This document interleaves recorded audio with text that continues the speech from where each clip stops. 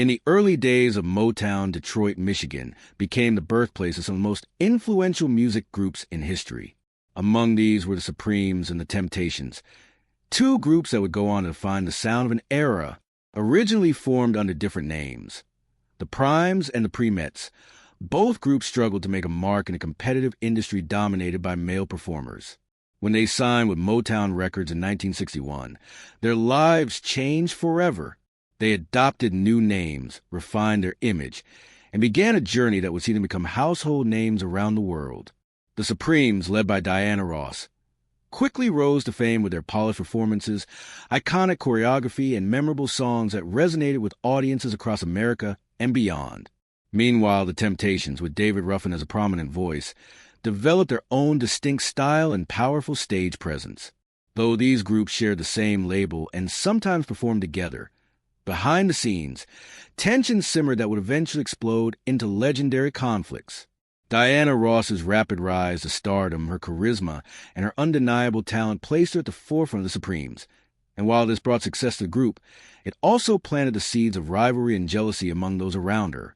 Similarly, Ruffin's powerful voice and contributions to the Temptations made him indispensable, but his personality and growing demands would later create friction within his own group.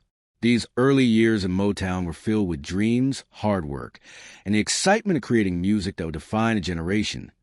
But they also set the stage for interpersonal drama that would later be revealed as one of the most intense feuds in music history.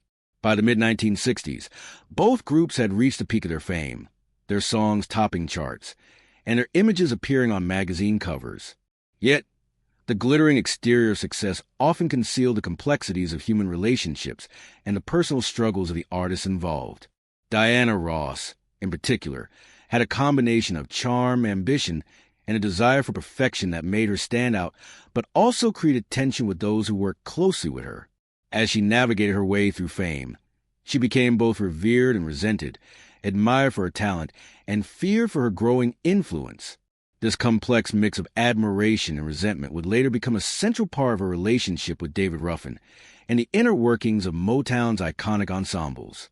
Understanding this context is crucial to grasp the full depth of the story that unfolded over the years, a story of music, ambition, rivalry, and personal struggle that would captivate fans and historians alike. In essence, the Motown era was more than just a musical revolution. It was also a stage for human drama, and Diana Ross, with her unparalleled talent, would be at the center of all that as the Supremes rose to international fame. Diana Ross emerged as the undeniable focal point of the group. Her captivating presence, polished style, and ability to command attention made her the star of the ensemble, and this elevated her beyond the typical status of a group member. While her rise was celebrated by fans and executives alike, it created tension within the group itself. Mary Wilson and Florence Ballard, her fellow band members, often felt overshadowed despite their own talent and dedication. The attention Diana received was partly a result of Motown's strategy to create a marketable frontwoman who could embody the image of elegance, grace, and appeal that Berry Gordy envisioned for his label. Ross's growing prominence also extended beyond stage performances. She became a symbol of Motown's success and a representative of African-American female empowerment during a time of social change in America. However, with this elevation came the unspoken expectation that others in the group would defer to her authority, creating an imbalance that would eventually lead to conflicts both on and off stage. Meanwhile, David Ruffin's journey with the Temptations mirrored some of these dynamics. As a key member of the group, Ruffin contributed to hits such as My Girl, which catapulted him and the group into stardom. But as his voice became synonymous with the Temptations' success, he began to demand recognition and special treatment, which caused friction with other group members and management. The contrast between Diana Ross's growing influence in the Supremes and Ruffin's struggle for respect within the Temptations set the stage for a clash of personalities when these two iconic groups collaborated or shared the same platform. Diana Ross's rise was not just about talent. It was also about strategic positioning, personal charisma, and her romantic involvement with Motown founder Berry Gordy. This relationship further amplified her influence and allowed her to navigate the music industry with privileges that were not extended to others. While fans admired her elegance and professionalism, those close to her often saw a different side.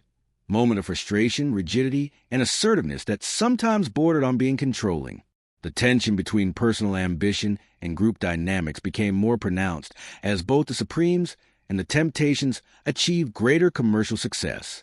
For David Ruffin, watching Diana's ascent while also trying to maintain his own position created feelings of rivalry and resentment. These dynamics were complex, often unspoken, and only revealed later through insider accounts, interviews, and autobiographies.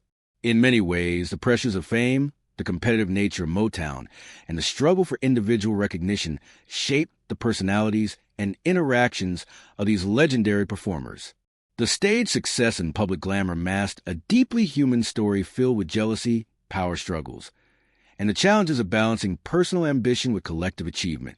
For Diana Ross, navigating this environment required not only talent, but also resilience, strategic thinking, and a sense of control that often placed her at odds with colleagues who felt marginalized or overshadowed. While both Diana Ross and David Ruffin were celebrated for their musical abilities, their interactions behind the scenes revealed a far more complicated relationship. Reports and insider accounts describe moments of tension, resentment, and outright hostility between the two artists, particularly when the Supremes and the Temptations collaborated for performances or studio recordings. David Ruffin, known for his strong personality and fiery temperament, reportedly struggled with the preferential treatment that Diana Ross received, both from Motown management and in public perception. He believed that her rapid rise to prominence sometimes came at the expense of his own recognition, and this belief created friction whenever the two groups crossed paths. Diana, on the other hand, was focused on maintaining her position at the top, navigating the pressures of fame and professional expectations with a combination of poise and strategic assertiveness.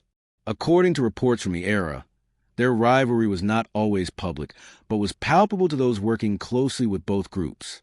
Rehearsals for joint performances were often fraught with tension, and subtle adjustments to songs or stage arrangements to highlight Diana's voice reportedly caused resentment from Ruffin, who felt that the changes compromised the integrity of the Temptation sound.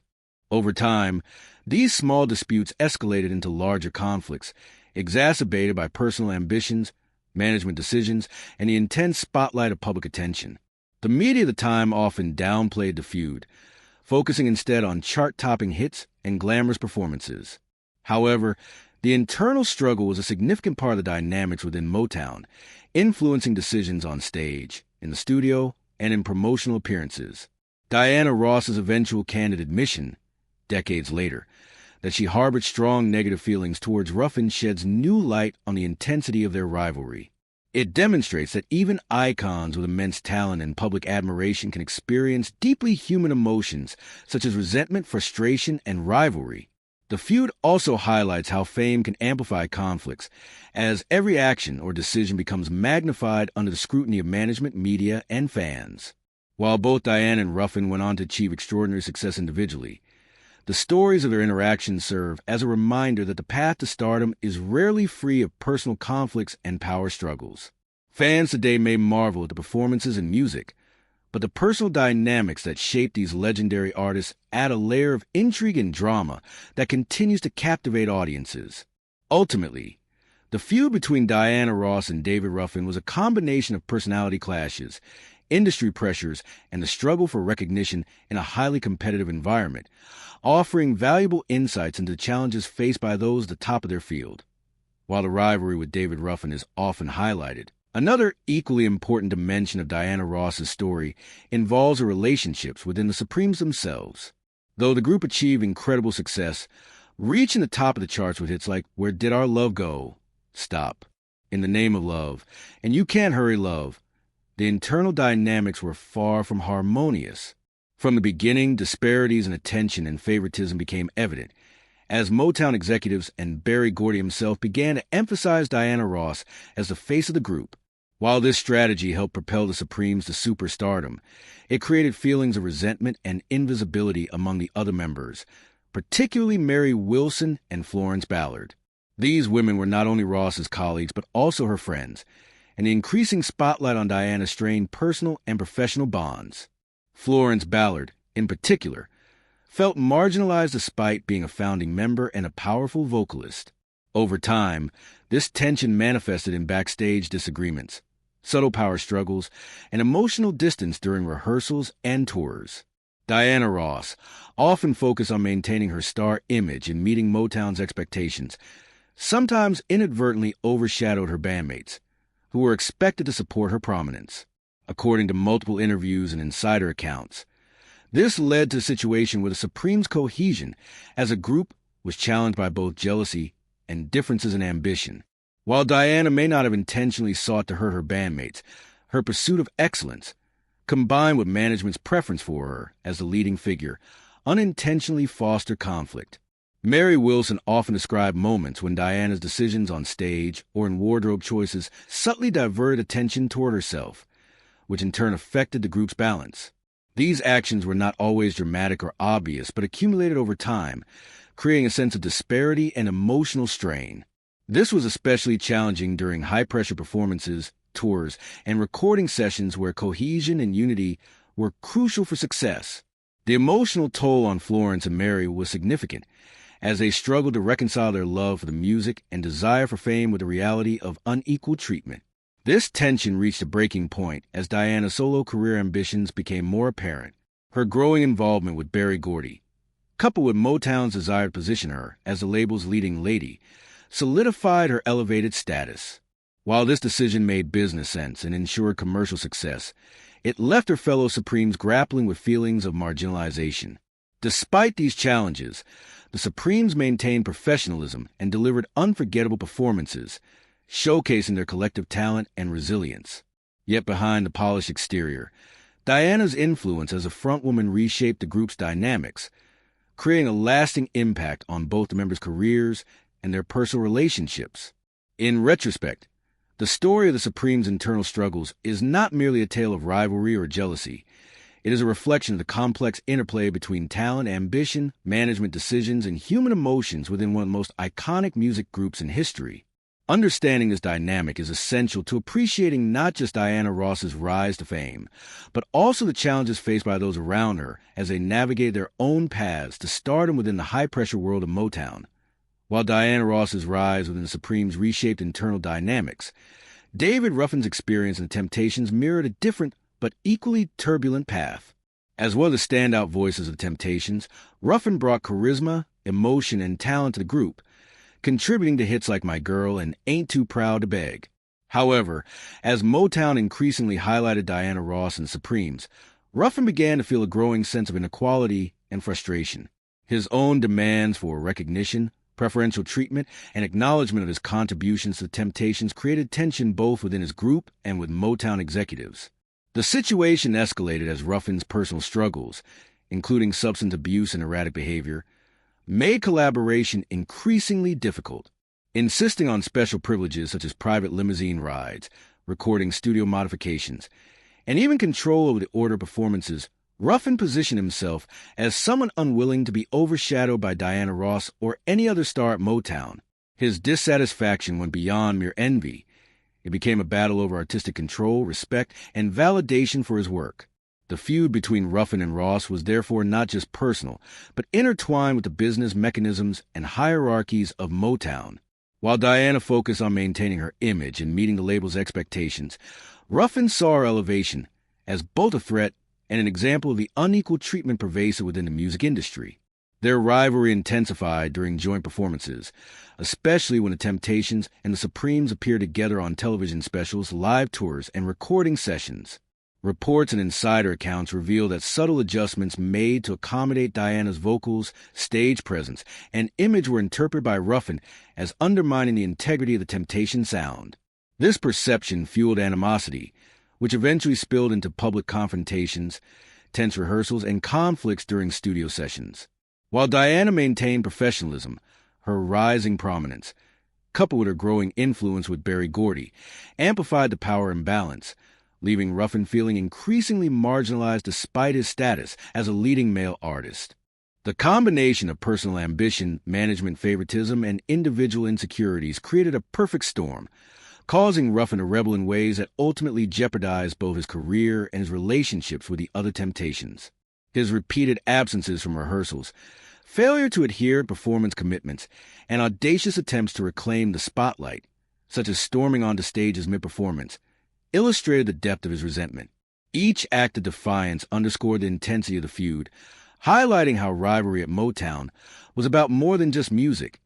It was a contest for influence, recognition, and survival within a competitive industry. Beyond professional consequences, Ruffin's behavior also strained personal relationships, making him isolated from his former friends, bandmates, and even the management team that had once nurtured his talent.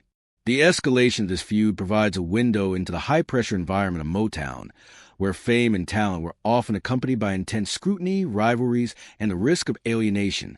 Ultimately, the story of David Ruffin's struggles is inseparable from the narrative of Diana Ross's meteoric rise. It shows how stardom can elevate some while simultaneously creating tension, resentment, and personal challenges for others. Understanding Ruffin's perspective adds depth to the saga of Motown, revealing the human complexities behind the polished performances and chart-topping hits that continue to captivate audiences decades later. Their rivalry, filled with ambition, talent, and personal struggles, remains a defining chapter in the history of one of the most influential musical eras in American history.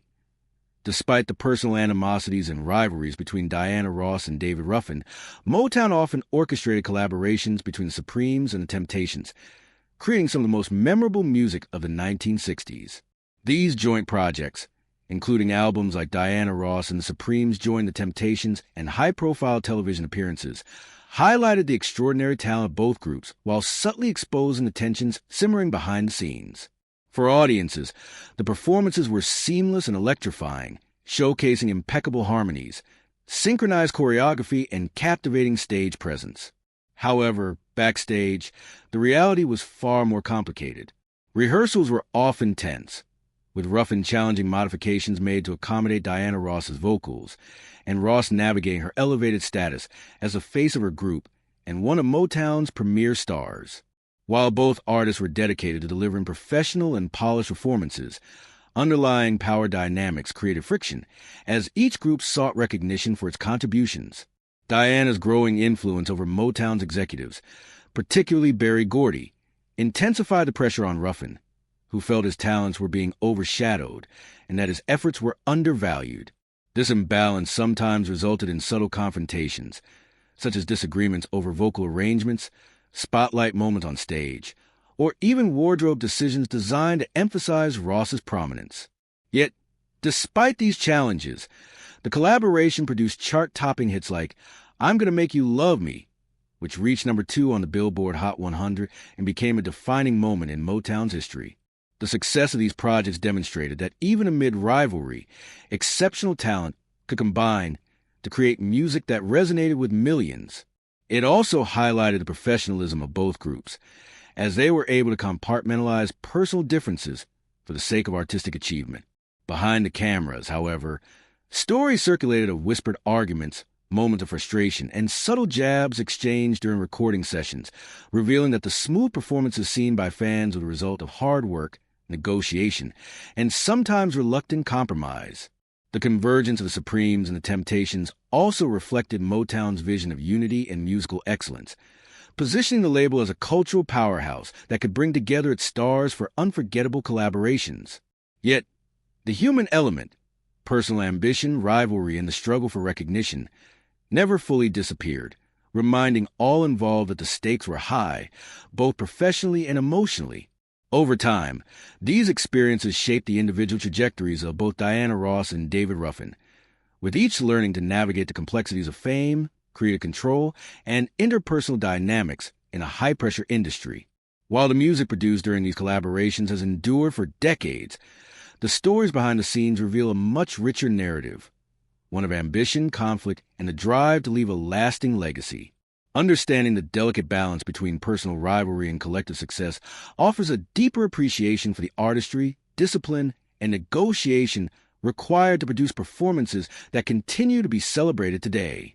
The joint projects of the Supremes and the Temptations stand as a testament not only to their musical genius, but also to their resilience and ability to work under pressure, demonstrating that even amidst personal differences, world-class music could be created. In essence, the tension behind the scenes was both a challenge and catalyst, pushing the artists to excel and ultimately solidifying their place in music history. The story of these collaborations is as much about the music itself as it is about the human dynamics that shaped it, providing an enduring lesson about talent, ambition, and the complex realities of life in the spotlight. As Diana Ross's career progressed, her talent, ambition, and visibility within Motown increasingly set her apart from the rest of the Supremes.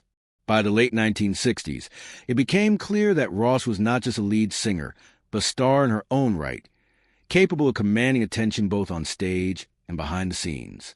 This shift in dynamics was influenced not only by her exceptional vocal abilities, but also by her close professional and personal relationship with Motown founder Berry Gordy, who openly recognized her potential and invested heavily in her development. Ross's emergence as a solo artist marked a significant turning point in Motown's history, illustrating the label's ability to cultivate individual talent while managing the intricate relationships within its groups. However, her rise was not without its challenges. Internally, the other members of Supremes, particularly Mary Wilson and Florence Ballard, felt increasingly sidelined as Ross received preferential treatment in recording sessions, media coverage, and touring opportunities. This favoritism created tensions within the group, resulting in strained personal relationships and a sense of resentment that simmered for years. Beyond professional dynamics, Ross also faced immense pressure to maintain her public image as a glamorous, untouchable star.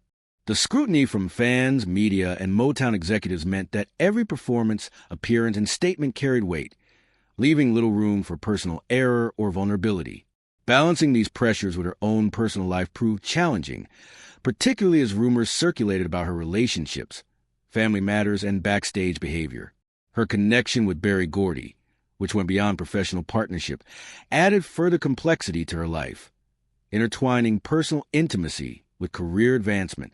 These experiences shaped Ross's approach to leadership, negotiation, and artistry, forcing her to develop resilience, strategic thinking, and a keen sense of self-preservation in an industry where personal and professional boundaries often blurred. Her decision to leave the Supremes in 1970 and embark on a solo career represented both a liberation and a calculated risk. By stepping away from the group that had launched her to fame, Ross assumed full responsibility for her public image, career trajectory, and creative choices. This move allowed her to explore new musical styles, take on challenging projects, and collaborate with a broader range of artists, ultimately solidifying her status as a cultural icon. At the same time, her solo career exposed her to new challenges, including the need to establish authority without the protective structure of a group, manage expectations from Motown executives, and navigate the intense media attention that accompanied her every move. Despite these pressures, Ross's ability to thrive as a solo artist demonstrated her exceptional adaptability and determination. She successfully transitioned from group dynamics to individual stardom, creating a legacy that would influence generations of performers and reshape the music industry. Moreover, her experiences within the Supremes, including dealing with internal rivalry, navigating power structures, and managing public perception, provide a foundation that equipped her to handle the complexities of solo success. Ultimately, Diana Ross's journey from group lead to solo superstar reflects a combination of talent, strategy, and perseverance, highlighting the intricate interplay between personal ambition, professional relationships, and the broader cultural context of 1960s and 1970s America. Her story serves as a testament to the challenges faced by women in the music industry, the sacrifices required to achieve and maintain stardom, and the enduring impact of artistry, charisma, and determination. Diana Ross's personal life has always been closely intertwined with her career, often shaping public perception and influencing her position within the music industry. One of the most significant aspects of her private life was her relationship with Berry Gordy, the founder of Motown. Their connection extended beyond professional collaboration, evolving into a romantic involvement that played a crucial role in Ross's rise to solo stardom. Gordy's support gave her opportunities, visibility, and protection within an industry that could be unforgiving, allowing her to transition from lead singer of the Supremes to an independent icon. However, this closeness also added layers of complexity to her relationships with others, including her bandmates and peers. While some interpreted the relationship as a natural mentorship, others viewed it as a strategic alliance that bolstered Ross's influence at the expense of others, contributing to tension and resentment among her colleagues. Another pivotal aspect of her personal life involved her daughter Rhonda. For years, the public believed that Rhonda's father was Robert Ellis Silverstein, Ross's husband at the time of Rhonda's birth. However, later revelations disclosed that Berry Gordy was Rhonda's biological father, a truth that was carefully withheld from the child until she was old enough to understand the circumstances. This decision reflected the challenges Ross faced in balancing privacy, family stability, and public scrutiny. Ross and Gordy's choice to delay the revelation highlights her thoughtful approach to protecting her daughter's emotional well-being, even amidst the pressures of fame. When Rhonda eventually learned the truth, she demonstrated remarkable maturity, acknowledging her resemblance to Gordy and processing the revelation without public controversy. This episode illustrates not only the intricacies of Ross's personal decisions, but also the pressures faced by celebrities in managing family, legacy, and media attention simultaneously. Ross's romantic and familial relationships inevitably influence her professional trajectory. Her elevated status within the Supremes, reinforced by Gordy's support, allowed her to secure solo projects, high-profile appearances, and opportunities that might have otherwise been inaccessible. This preferential treatment, however, sometimes sparked criticism and controversy, as observers debated whether her rise was purely due to talent or also shaped by strategic alliances. Moreover, the balancing act of maintaining a public persona while navigating intimate relationships posed constant challenges. Ross's image as a glamorous, confident, and untouchable superstar required careful management, leaving little room for vulnerability or error. Any misstep in her personal life could quickly become fodder for media scrutiny, potentially impacting her career and reputation. Despite these pressures, Ross's handling of her relationships demonstrates resilience, emotional intelligence, and an ability to maintain control over both her public image and personal affairs. Her strategic approach to private matters, combined with her artistic vision and stage presence, reinforce her status as an influential figure in popular culture. Additionally, the intersection of her personal and professional life provides insight into the challenges faced by female artists in particular, highlighting the double standards and scrutiny they often endure. While male counterparts might navigate similar career paths with relative freedom, Ross had to carefully manage both her talent and her personal narrative to sustain her influence, credibility, and audience connection. Ultimately, Diana Ross's personal relationships, including her connection with Gordy, the revelations surrounding Rhonda, and the broader dynamics within her life, serve as a testament to her multifaceted identity. She was not only a talented performer, but also a woman negotiating love, family, and career in the public eye, all while establishing a legacy that continues to inspire and captivate audiences worldwide. Her story reflects the challenges of maintaining authenticity, authority, and grace amidst the complexities of fame and personal life, underscoring the resilience and foresight that have defined her enduring career.